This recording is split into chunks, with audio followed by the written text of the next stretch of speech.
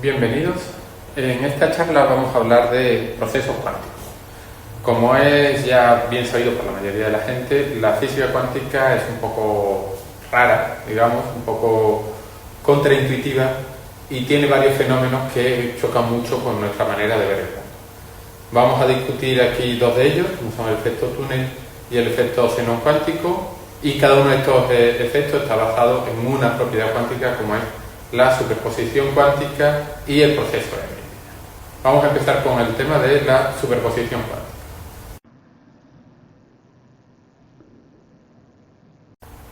Un experimento que ilustra muy bien el concepto de superposición cuántica es el llamado experimento de la doble rendija.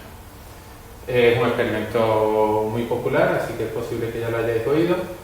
Básicamente, pues tenemos dos rendijas, tenemos aquí un material que bloquea una cierta partícula y le abrimos dos agujeritos.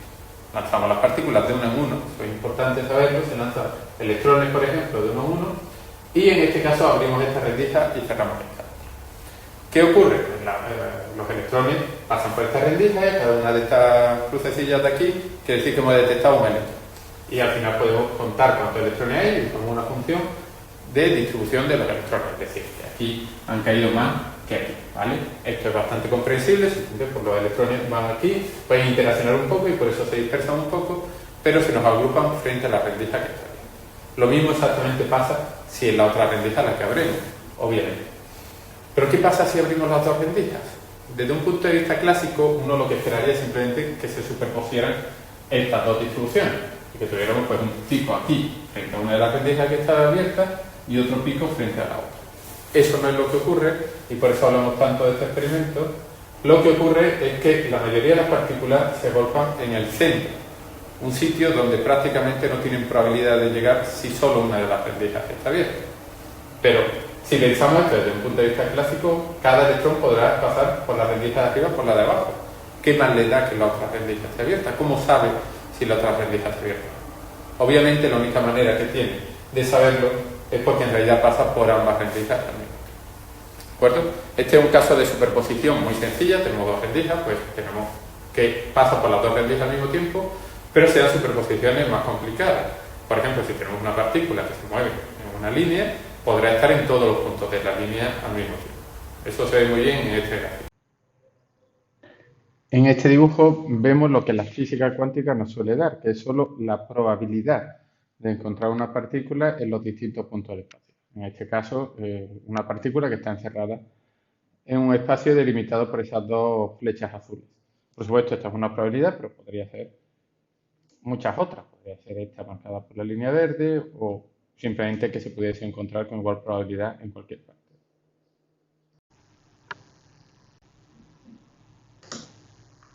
El efecto túnel está muy relacionado con el concepto de energía. Todos sabemos que, por ejemplo, una pelota que se está moviendo tiene una energía que llamamos energía cinética. Si en su lugar tenemos una pelota de lo alto de una montaña, tiene otro tipo de energía, una energía debida a la posición en la que está, que se llama energía potencial. ¿Y qué pasa si yo lanzo una pelota con una cierta energía cinética, pero que es menor que la que tendría arriba de la montaña? Pues simplemente, como la energía se debe conservar, no podrá llegar hasta arriba, sino que irá subiendo, su energía cinética irá disminuyendo, aumentará su energía potencial y en un determinado punto parará y volverá hacia atrás, ¿vale? Entonces es imposible que pase al otro lado de la montaña. En física cuántica eso no pasa. En física cuántica lo que tendremos será una probabilidad que se mueve hacia un potencial, que es el equivalente a nuestra montaña. Este potencial está diseñado para tener la energía un poco superior a la energía cinética de la partícula. Como podéis ver, cuando la probabilidad llega al potencial, se divide en dos. Una parte pasa a la derecha y una parte pasa a la izquierda. Eso hace que exista una cierta probabilidad de detectar la partícula a la derecha, aunque la energía del potencial sea mayor que la energía cinética de la partícula.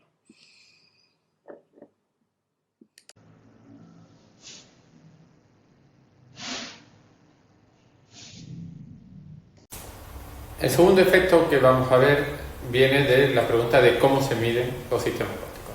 Como hemos dicho, un sistema cuántico puede estar en múltiples estados, la posición, por ejemplo, puede estar en muchas posiciones con distintas probabilidades.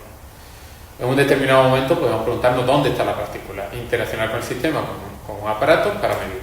Obviamente el aparato no nos dará nunca una información exacta de la posición, porque tendrá una precisión limitada. Pues básicamente será como si dividimos el espacio en distintas cajas del tamaño de la precisión del aparato y podemos como mucho afirmar que nuestra partícula está dentro de una de esas cajas. Esto es lo que está simbolizado aquí, donde tenemos la probabilidad de encontrar la partícula en distintos sitios y hemos hecho cajas del tamaño de nuestro aparato de medida. Una vez que midamos, nuestro aparato nos dará el resultado de que la partícula está aquí, pues nos lo dará con esta probabilidad, o se encuentra aquí con una probabilidad mucho menor, pero por supuesto es posible. Una vez que se mida, ¿qué ocurrirá en el sistema? Bueno, lo que ocurrirá es que sabemos que pasa a estar ahí y dejará de estar en superposición fuera de esa caja. Entonces básicamente la probabilidad tiene que caer a cero fuera del sitio donde hemos detectado la partícula. Esto es un tipo de evolución física, que es diferente a la evolución continua que hemos visto en el efecto túnel. Y el por qué los sistemas cuánticos a veces evolucionan de manera continua y por qué se colapsan cuando se miden es un problema muy interesante llamado el problema de la medida. A partir de él podemos ir a ver el llamado efecto Zenón cuántico.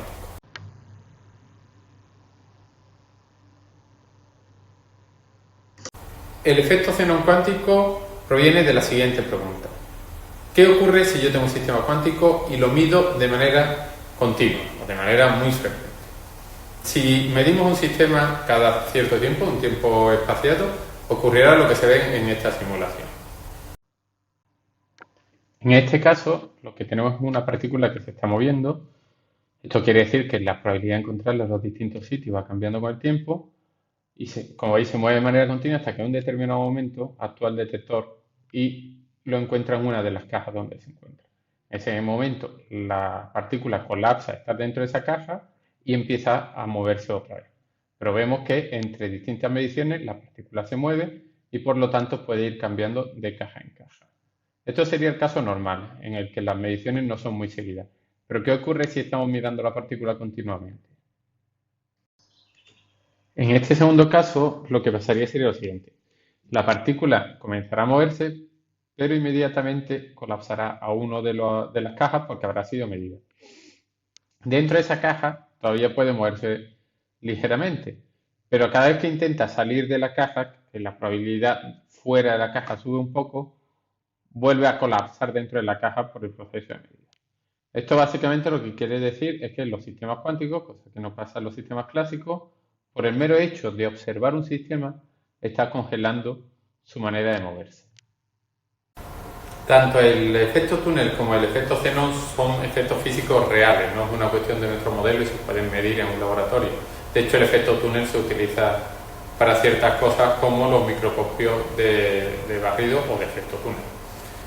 Estos no son los únicos efectos cuánticos interesantes, hay más como el entrelazamiento o la contextualidad, pero eso lo podemos discutir en futuras ediciones. Muchas gracias.